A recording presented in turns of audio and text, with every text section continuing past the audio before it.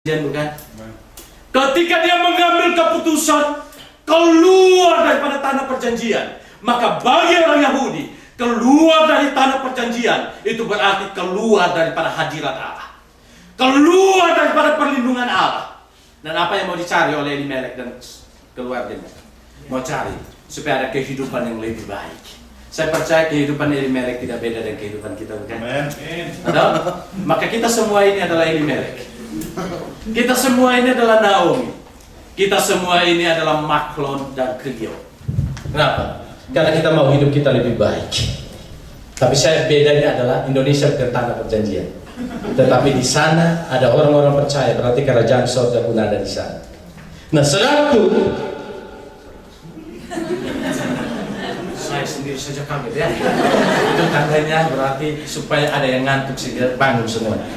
Saudaraku, kalau kita melihat akan bagian ini, maka ada satu harapan. Ketika kami berada di Moab, maka dengan demikian hidup kami baik. Maka kalau kita melihat ayat 21, dikatakan bahwa dengan tangannya penuh aku pergi, tetapi dengan tangan yang kosong Tuhan memulangkan aku. Apa artinya?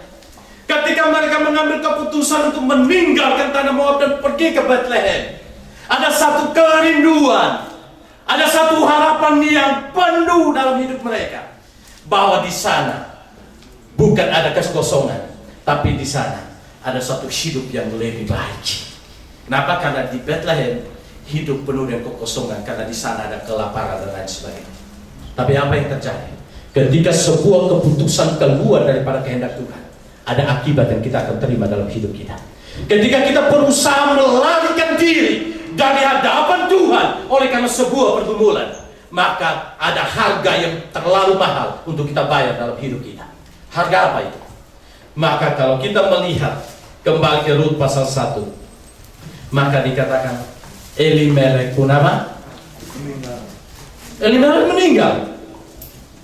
Nggak hanya Elimelek meninggal, selanjutnya kedua anaknya itu meninggal.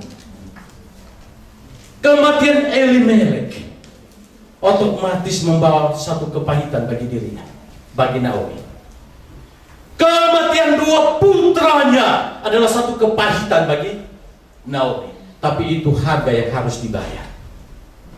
Sehingga saya mau katakan, ketika mereka keluar dari tanah perjanjian, maka itu menunjukkan bahwa putus hubungan mereka dengan masa lalu mereka. Harapan masa lalu itu sudah tidak ada, karena sudah keluar daripada kehendak Allah, pimpinan Allah.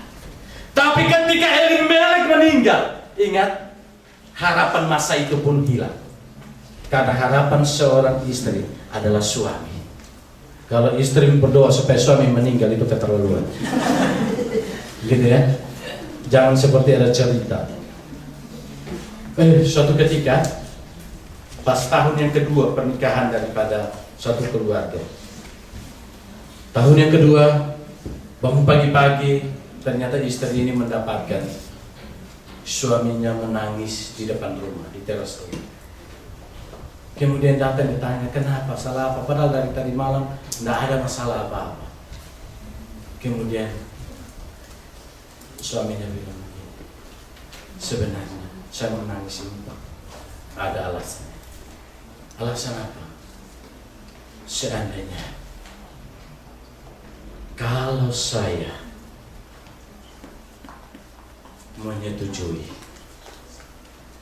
keputusan papa kamu, maka hari ini sebenarnya saya bebas dari kamu. Kenapa? Karena dia menikah MBA, married by accident.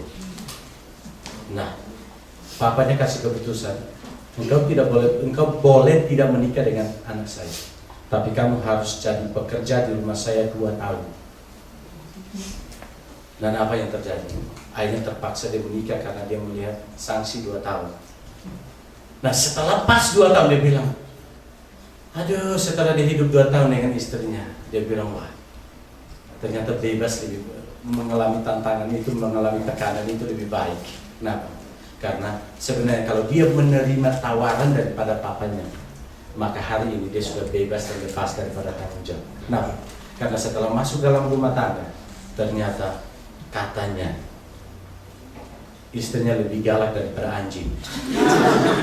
Sehingga hidupnya penuh dengan tangisan, tangisan, dan tangisan. Saya percaya kita di sini tidak seperti itu. Begitu ya? Kita di sini tidak seperti itu. Sehingga saya katakan kematian seorang suami adalah putusnya harapan pada masa itu.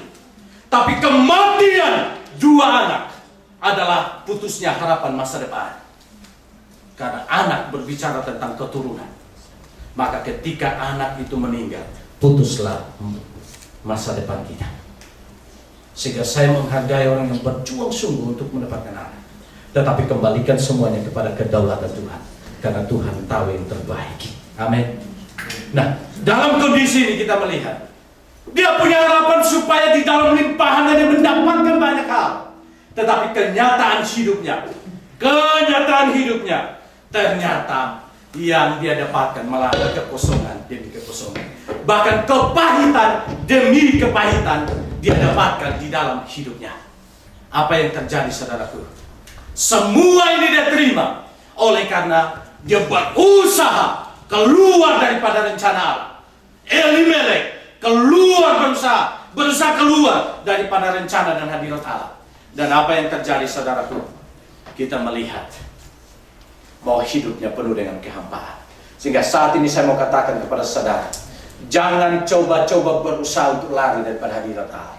Jangan coba-coba mengambil keputusan mungkin karena engkau kecewa dan lain sebagainya, dan engkau katakan saya tidak mau lagi datang kepada Tuhan.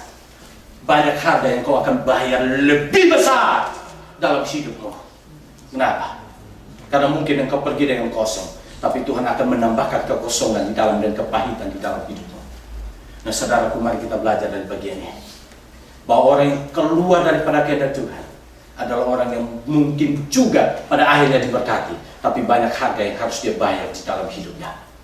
Sehingga saya mau katakan, dalam kondisi ini, kita melihat mereka mengambil keputusan yang keluar dari pimpinan Tuhan. Dan akhirnya mereka mengalami kepahitan hati.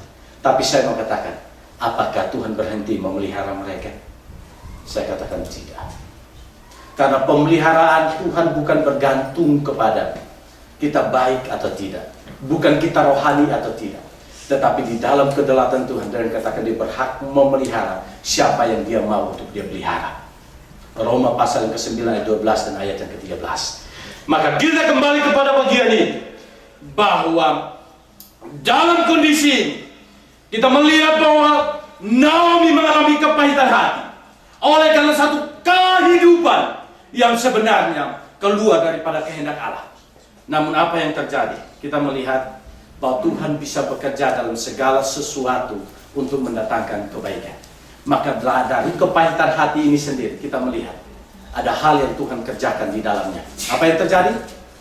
Dua anaknya meninggal, tapi tinggalkan namanya apa? Menantu. Menantu dua orang. Satu nama siapa? Orpa dan Ruth. Ini Tuhan bekerja.